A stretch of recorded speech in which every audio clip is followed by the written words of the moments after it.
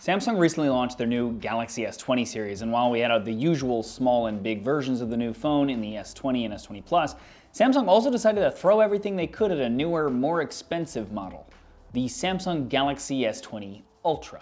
Now, one may say that the S10e was replaced by the S20, the S10 replaced by the S20 Plus, and then the S10 Plus replaced by the S20 Ultra. But honestly, I don't think that's how it works. You see, the S10 and the S10 Plus were, for the most part, the same device, just meant for people who wanted a, quote, smaller or larger screen, and that's very much what the S20 and the S20 Plus seem to be. But this time around, Samsung seems to have decided that the arguably smaller market of spec-crazed techies, creators, and the like should get an option that they'd be hard-pressed to nitpick, at least on paper. Minus, of course, the price. But we'll get to that in a sec. Firstly, let's go through everything there is to possibly go through on the new S20 Ultra in this complete walkthrough. Now, if you're not familiar, a complete walkthrough on this channel is where I try to go through every single feature I possibly can on a new device, so you guys are better prepared should you be in the market to actually go buy one. With that said, there is a lot to go through. So let's get started with the hardware. Firstly, the Ultra has a 6.9-inch AMOLED Infinity O display, as Samsung calls it, with a 3200 by 1440 resolution and curved edges that are actually slightly less curved than the S10s were, which I actually appreciate. That display is also HDR10 Plus certified and has a refresh rate of 120 Hz, which the system has set to 60 Hz by default, but you can turn it on in Settings Display. Above that screen, or in it, I guess, we have a 40 megapixel PDAF 0.7 micron sized pixels, 80-degree field of view f2.2 aperture selfie camera. By default, the 40 megapixels are binned down to 10 megapixels, and that gives you a 1.4 micron sized pixel. If you want to get a full 40 megapixels, you can select it from inside the aspect ratio section of the front camera's settings. Just know that it'll have a higher resolution, but perform worse in low light. The phone itself is made out of an aluminum frame with Gorilla Glass 6 on the front and back, and is IP68 rated for water and dust resistance. Moving around the device, we have our power button and volume rockers on the right, our SIM card and micro SD card slot at the top, nothing on the left. Then at the bottom, we have one of our AKG-tuned dual speakers that support Dolby Atmos. The other is the earpiece above the screen, and a USB-C port capable of using up to a 45-watt Samsung adaptive fast charger, and it comes with a 25-watt one in the box, by the way,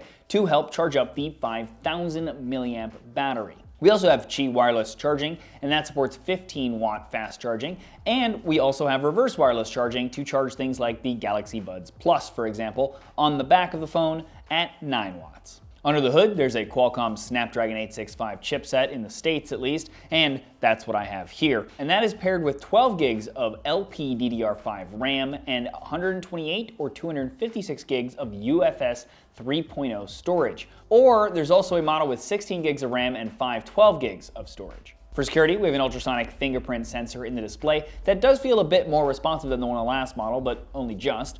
And we have Samsung's Face Unlock using the front camera. For connectivity, we have Wi-Fi 6, Bluetooth 5.0 with dual device simultaneous connectivity available, NFC for use with Google and Samsung Pay, and somewhat surprisingly, 5G built in instead of a 5G specific model. The unlocked version, for example, will work on 5G with any US carrier regardless of whether they use low, mid, or high band frequencies for their network. More info on what 5G is and what all those frequencies mean in my Decoder Series episode on it that I did at the link below. And for more info on which versions of the Ultra will work in what countries, here's an article Sasha Segan wrote for PCMAGS at the link below as well. Speaking of service though, maybe today's sponsor Visible can help with that. Visible is a $40 a month plan that includes everything: unlimited talk, text, data, and even mobile hotspots, all on Verizon's LTE network with no annual contracts. You can even use a feature they call Party Pay and create a party of 2, 3, or 4 people to lower your bill. Parties of 4 can pay as little as $25 a month for that same all-in-one plan. Each member of the party manages their own account, so there's no need to share the bill or data, etc. And that means that anyone can be in your party: family, friends, even strangers if you're so inclined. You can either bring your own S20 or phone to them, or you can get the S20 or S20 Plus directly from them on March 6th, and the Ultra a bit later in the month. Just head to the link below to learn more. Now moving around the back, we have the very noticeable camera collection that isn't without reason. First, we have a main 108 megapixel f1.8 PDAF OIS camera with 0.8 micron sized pixels. Now, just like with the 40 megapixel front camera, by default you aren't shooting with the 108 megapixels. Instead, it bins them to get a lower resolution, but much better low light sensitivity. Now, most phones bin the pixels by 4 to get double-sized ones, but because of the sheer number of pixels on the sensor, Samsung performs a Nona binning, aka bins together 9 pixels. Because of this, we end up with a default 12 megapixel, 2.4 micron sized pixel image, which is nuts, honestly. The other impressive thing about this camera is the fact that the sensor itself is 1 by 1.33 inches in size, making it the largest camera sensor that I've ever used in a phone. This, combined with those large pixels in binned mode, means much better low light images. But it also means that you can get a lot more bokeh, the blurred separation between a subject and the background, without using the software-enabled live focus mode. In addition to that main sensor, we have a 12 megapixel ultra-wide camera with 1.4 micron sized pixels, a 120-degree field of view, and f2.2 aperture. We also have a 48 megapixel telephoto camera with a 24-degree field of view, an aperture of f3.5 with 0.8 micron sized pixels that by default are binned to 12 megapixels to get 1.6 micron sized pixels. Now, the one thing interesting about the telephoto is that it's actually a folded zoom lens that actually sits sideways in the phone, and it uses a set of mirrors to get the length needed without protruding out of the back of the phone like a traditional mirrorless camera lens would. You undoubtedly seen the 100 times zoom feature being advertised on this phone, maybe even on my own Instagram, Twitter, or Facebook. The way this works though is that the lens is actually a 4 times optical zoom. Then it crops the sensor to push in a little bit more to get up to 10 times. And then from 10 times onward, it is using AI to duplicate pixels, etc. to get a zoomed in image.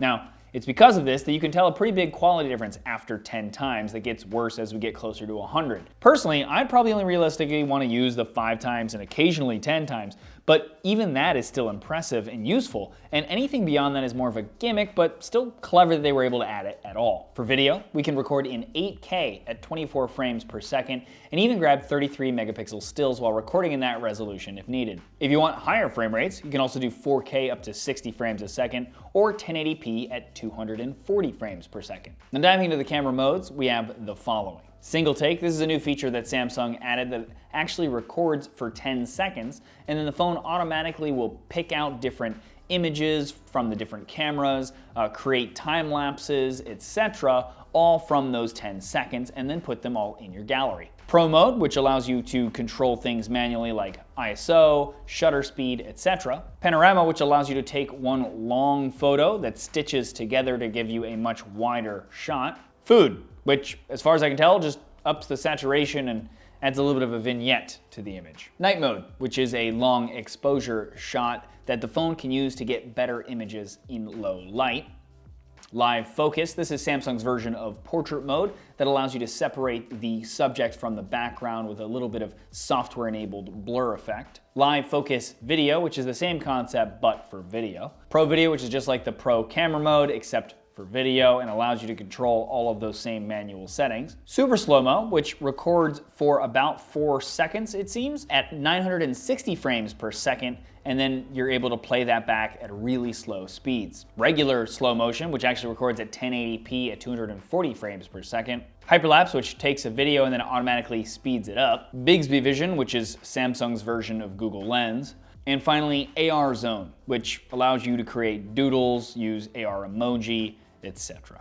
Now moving on to the software, the Galaxy Ultra is running Android 10 with Samsung's own UI on top called One UI 2.0. Because of this, it'll have very similar functions to any Samsung Android device, but for someone who isn't familiar, let's just touch on a few of the things that are more standout features that Samsung has added. So firstly, we have edge panels. This is essentially a floating icon you can move the location of along either edge of the device that when swiped across can bring up any number of customizable floating menus. They range from shortcuts for apps to a way to take a screenshot with some added functions to quick access to tasks, weather, contacts, reminders, etc. Along the same line, Samsung has also added edge lighting, which allows you to use the edges of the device to be a sort of notification light, since they can kind of be seen from not just the top, but the sides slightly as well, thanks to that curve on the screen. These can also be customized pretty extensively, actually, from changing what color it lights up and what apps it'll notify you for, and even using the app's icon color to show the effect so that you can know at a glance what notification the app is coming from, to the duration, transparency, etc. Samsung also introduced an AirDrop-like feature called Quick Share on the S20 series and the Galaxy Z Flip that you can select from the Quick panel. Give your device a name, and so long as this is on, and anyone else that has a Samsung device that also has this feature enabled, they can then share much faster and easier between one another when nearby. Long overdue, frankly. Now, the Galaxy S20 Ultra is available for pre-order at the time of me posting this video, and is available starting March 6th, and it'll cost $1399 unlocked for the 128 gig model. This, combined with the fact that the S20 and S20 Plus are exactly $100 more than the S10 and the S10 Plus were when they launched, plus the fact that the Ultra only comes in 2 colors, since making additional colors and SKUs is more expensive for Samsung when they're not quite sure how many of these will sell, furthers my thinking that the Ultra sort of lives on its own as a more expensive, spec-crazy device for a smaller audience of buyers. I feel like I'm probably one of those buyers, though. So, subscribe and stay tuned for my real-world test when I'll test it throughout a full day and see if it ends up being worth that money. There, guys. Went a little bit more in depth in this one than I kind of usually do, maybe just like a little bit. What do you guys think? Do you guys want like as much information as humanly possible in these videos, even if they end up being like 15 minutes long, or do you want them a little more concise? Let me know in the comments below. Always appreciate your feedback and always love hearing from you guys. Otherwise, if you like this video, please thumbs up it or share it. It's greatly appreciated. Also check out the rest of the channel if you like what you see there. Please subscribe and ding the bell next to the word subscribe so you get notified when I do new videos. As always though, regardless, thanks for watching.